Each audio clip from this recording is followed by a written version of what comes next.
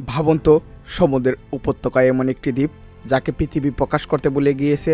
হ্যাঁ, যার অস্তিত্ব নাই বললে মনে হবে। দ্বীপটি প্রশান্ত মহাসাগরের মধ্যবর্তী স্থানে অবস্থিত, পৃথিবীর সবচেয়ে বিচ্ছিন্নময় মানব বসতিগুলোর মধ্যে একটি। এমন এক নির্জন জায়গায় যেখানে বিমান ক্রুশিপ আসে না, এমনকি গুগল ম্যাপও খুব কষ্ট করে ধরে রেখেছে।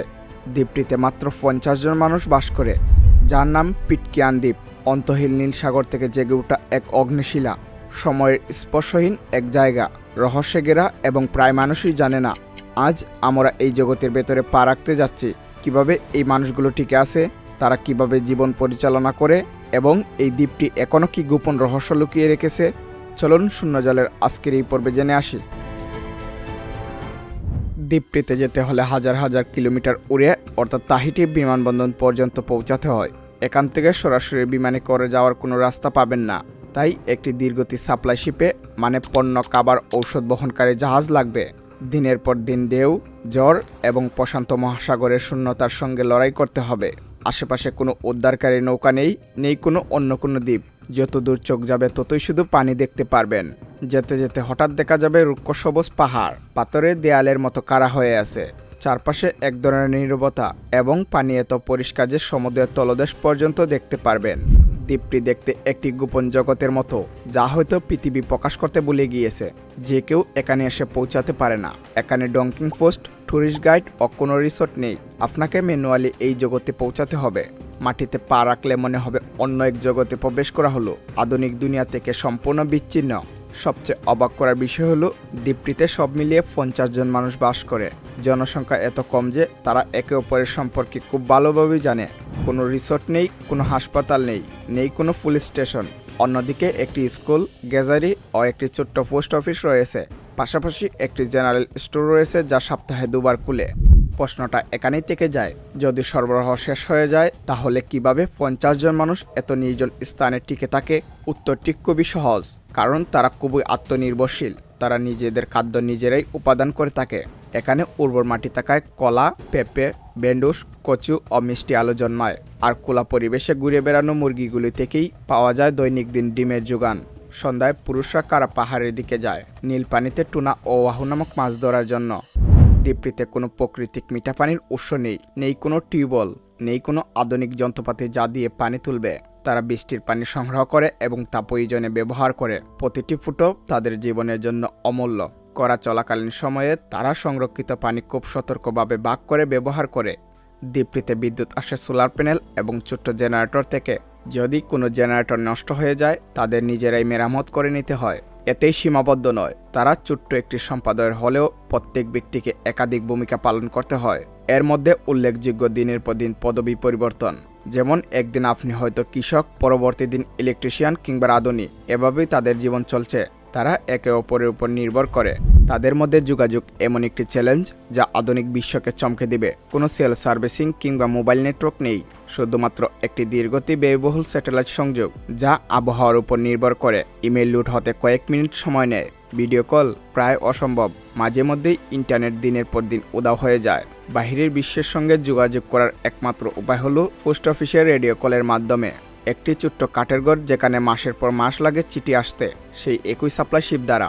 যদি কেউ বাহিরের দেশ থেকে কোনো প্যাকেজ পাঠায় তবে এটি পৌঁছাতে সপ্তাহের পর সপ্তাহ লেগে যেতে পারে। তবে সাপ্লাই শিপ সময় মতো না আসা পর্যন্ত তাদের খুবই ধৈর্য ধরতে হয়। কিন্তু এই চ্যালেঞ্জগুলো থাকা সত্ত্বেও পিটকিয়ান সম্পাদক একে অপরের সঙ্গে ঘনিষ্ঠ, সম্বেদনশীল এবং তাদের বাড়ি নিয়ে অত্যন্ত গর্বিত। কিন্তু প্রকৃত প্রশ্নটি হলো, কিভাবে 50 জন মানুষ এই বিচ্ছিন্ন দ্বীপে এসে পৌঁছালো? তাদের গল্প সবচেয়ে আলাদা কেন?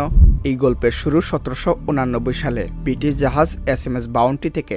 একটি জাহাজ যা ইতিহাসের সবচেয়ে আলোচিত জাহাজগুলোর মধ্যে একটিতে পরিণত হয়েছিল। দীর্ঘ মাস জুড়ে জমে থাকা উত্তেজনা, কঠোর শৃঙ্খলা আর নিষ্ঠুর পরিবেশের চাপে অবশেষে স্কুরা ধৈর্য হারায়। ফ্লোচার ক্যাশওয়ানের নেতৃত্বে একদল নাবিক তাদের অধিনায়ক ক্যাপ্টেন উইলিয়াম ব্রাইয়ের বিরুদ্ধে বিদ্রোহী করে, যা ইতিহাসে এই ঘটনায় পরিণত হয়ে ওঠে মিউটিনি অন দ্য বাউন্টি নামে। বিদ্রোহীরা দ্রুত জাহাজের নিয়ন্ত্রণ ও দখল করে নেয়। অন্যদিকে ক্যাপ্টেন ব্লাই ও তার অনুগত নাবিকদের একটি ছোট্ট খোলা নৌকায় ভাসিয়ে দেয়। এতে ব্রিটিশ নৌবাহিনী তাদের দাওয়া শুরু করে। বিদ্রোহীরা জানত তারা একটি কঠোর অপরাধ করেছে, যার শাস্তি ছিল মৃত্যুদণ্ড।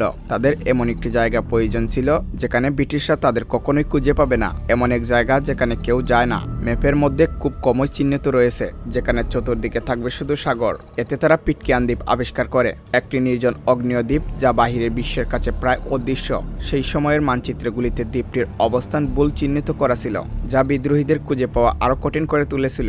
বিদ্রোহীরা মুষ্টিমের পুরুষ ও নারীদের সঙ্গে পিটকিয়ান দ্বীপে আসেন। তারা জানত কখনোই বাড়ি ফেরা সম্ভব নয়, তাই তারা একটি চূড়ান্ত সিদ্ধান্ত নেয়। জাহাজ SMS বাউন্টিকে তারা পুড়িয়ে ছাই করে, যাতে দূর থেকে কেউ দেখতে না পায়। তারা দুয়া কারা পাহাড়ের উপর দিয়ে উড়িয়ে দেয়। এতে দ্বীপটি নতুন লুকানো জগতে পরিণত হয়। প্রথম থেকে বসতি স্থাপনকারীদের জীবন ছিল নিষ্ঠুর। ইউরোপীয় ও পলিশিয়ানদের মধ্যে সংঘাত ছিল, ট্রেজারি আর ক্ষমতার লড়াইও চলেছিল। সম্পদ ছিল খুবই সীমিত, আর বিচ্ছিন্নতা ছিল শ্বাসরোধকর। তবুও এই কষ্টের মধ্যে দিয়ে তারা গড়ে তুলে একটি নতুন সম্প্রদায়। আজও পিটকিয়ান দ্বীপের প্রতিটি বাসিন্দা তাদের প্রথম বসতি স্থাপনকারীদের সঙ্গে বংশের পরিচয় মেলাতে পারে। কিন্তু পিটকিয়ানের রহস্য তার ইতিহাসের চেয়েও গভীর। শতাব্দীর পর শতাব্দী ধরে তাদের অবস্থান সরকার ও জলদস্যুদের কাছ থেকে লুকিয়ে রেখেছিল। প্রশান্ত মহাসাগর দিয়ে অনেকে চলাচল করত, কিন্তু কেউ কখনো বুঝতে পারেনি এখানে একটি ভূগর্ভস্থ সম্প্রদায় বাস করে। দ্বীপটি নিজেই এমন রহস্য ধারণ করেছিল যেন আবিষ্কার হওয়ার অপেক্ষা ছিল। এখনো কারা পাহাড় ও গুহাগুলিতে প্রাচীন পলিশিয়ানদের খোদাই করা চিহ্ন, প্রতীক, অঙ্কন ও অদ্ভুত আকার রয়েছে, যার অর্থ আজও অজানা। কিছু গুহার মাটির গভীরে এমন কক্ষ রয়েছে, ধারণা করা হয় সেখানে প্রাচীন দর্শনার্থীরা একসময় আচার অনুষ্ঠান করত।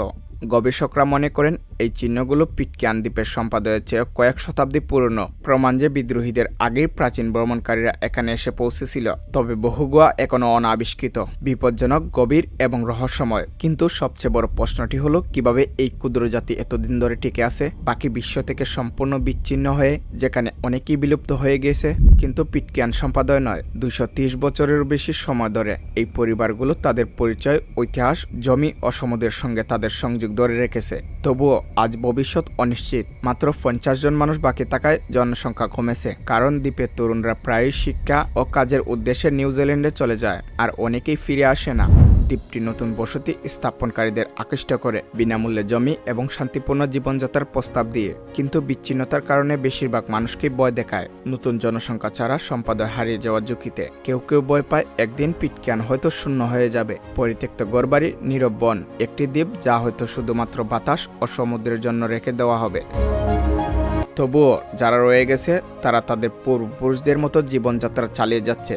সহনশীলতা, সৃজনশীলতা এবং দ্বীপের সঙ্গে গভীর বন্ধন নিয়ে তারা প্রতিদিন সমুদ্রের গর্জনে জেগে উঠে, অপূর্বপুরুষদের খোদাই করা পথ অনুসরণ করে এবং প্রজন্মের পর প্রজন্ম ধরে সেই জ্ঞান ছড়িয়ে দেয়।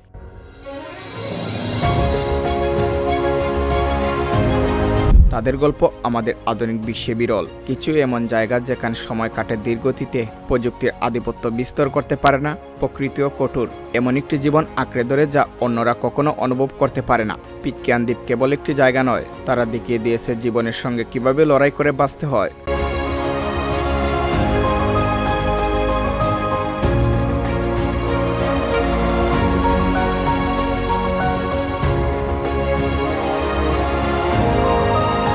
আজ এই পর্যন্তই, দেখা হচ্ছে পরবর্তী পর্বে। আল্লাহ হাফেজ।